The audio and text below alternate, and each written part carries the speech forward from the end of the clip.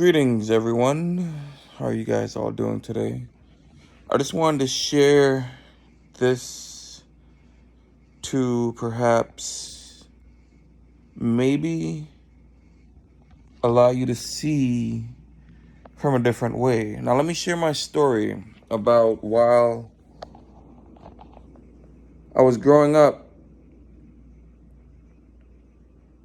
At around 10 years old, I wanted to be an animator. And around 12 years old, I remember wanting to own my own technology company to create marvelous inventions. And I always believed that I would. But going through school, I kind of lost sight of that. It always felt like I was just being prepared to work a job. I had to abandon my idea of being an animator and having my own technology company to get all you can do is have a job. I mean, I wanted to be an animator, like someone that thought of the animation and also wrote it out, the script and everything, because I've always had an imagination like that.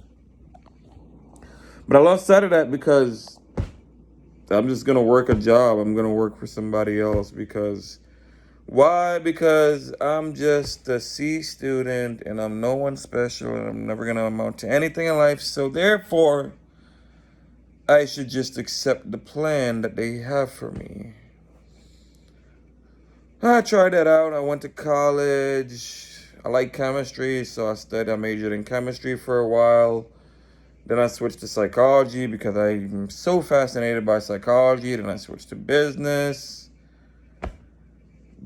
But working a 9 to 5 under someone else, but not under someone else, under an entire bureaucracy of people.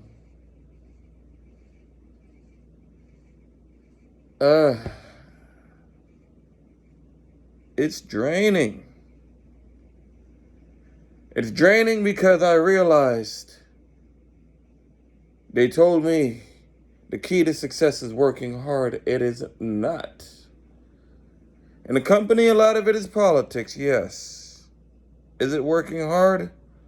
Politics, I see politics more so than working hard at companies. It is that pathetic. Do I see myself working a 9 to 5 for the rest of my life? I would rather be dead. That's not dark humor, that's the truth. But from that, I will say there's a good thing. Because as a child, I truly believe, based on my spiritual practice, as well as research, that we are more connected to our true selves when we are children. That's why children are not racist. We are connected to our true selves. But we create a false self through the conditioning patterns by society. A society that, as you can see from history and today, is a failing one. Highly failing. But these are the conditioning patterns that we've allowed to construct our life. These conditioning patterns create everything you see around you today. Was created by conditioning patterns based on beliefs that we've adopted from society, such as who we can be and who we cannot be, how far you can go in life, whether you can be an astronaut or not, whether you can be a scientist, engineer, doctor. They have conditioned you to think that's the only way you can be. For example, if someone says that they are a healer and they know how to use herbs which have been used for centuries for healing, and people have been healthy for centuries. Generally speaking, we've survived, have we not? But for someone to say they're a healer, many people would say, no, that's ludicrous. You are a pseudoscientist or whatever kind of label. Why? Because they didn't have the $100,000 to go to medical school, or perhaps the care to listen to them sell us into something so foolish like prescription drugs that are worse than the actual disease itself, when it could have been avoided through just a healthy diet, where you avoided some of the things that are cancer causing. But those are the conditioning patterns that govern society, and these are the conditioning patterns that we tell ourselves. And this is what creates our reality. But part of what I would say is the whole concept of me learning about letting go is learning to let go of all those falsities that we have created.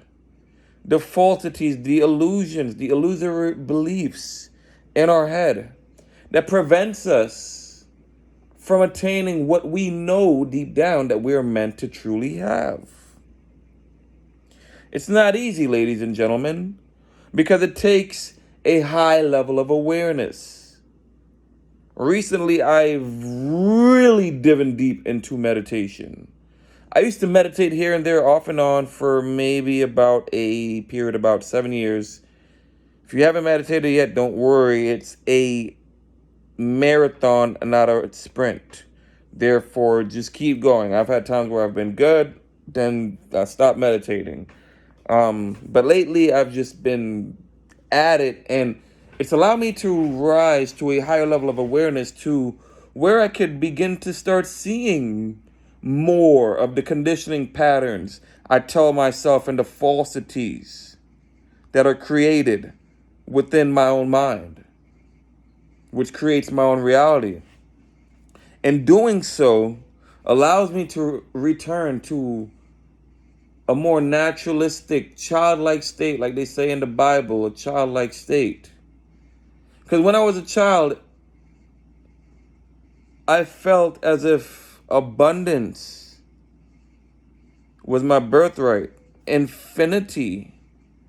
I felt like poverty felt unnatural. It didn't feel natural for people to be poor. Even though I grew up in Trinidad, which by American standards is a poor country, I never felt poor. Everything just felt abundant as a child because we have infinite imagination. You have to look to the Bible. The Bible says we are created in the image of God. Now, I don't care what your concept of God is, but I'm talking about a universal creator, architect, mind, laws of infinite mathematics. The only God that can exist, which I do believe many things in the Bible do make sense if you're able to look at it symbolically or metaphorically in a way, because you have to think about how people from that time understood things.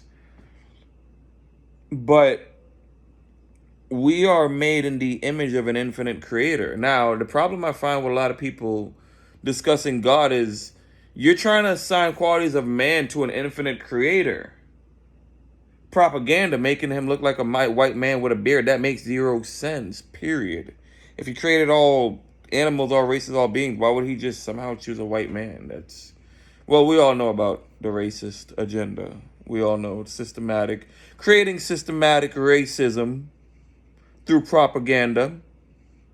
Yeah, would like to fill you all in on that.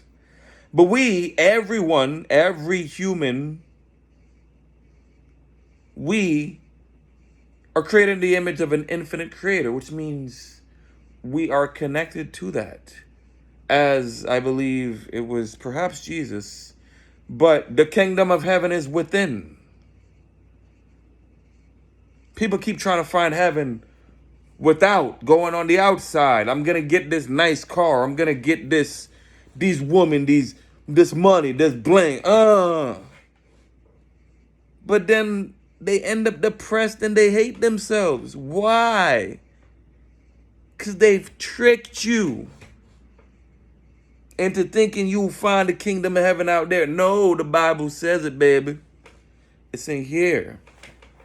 But from here, we can do what Jesus did and bring heaven to earth. Because everything we need is already on the inside. And it's just waiting for you to tap in. Tap into yourself. Tap into abundance. Tap into joy. And liberate yourself from the falsities of the conditioning patterns created by a society that does not care for you.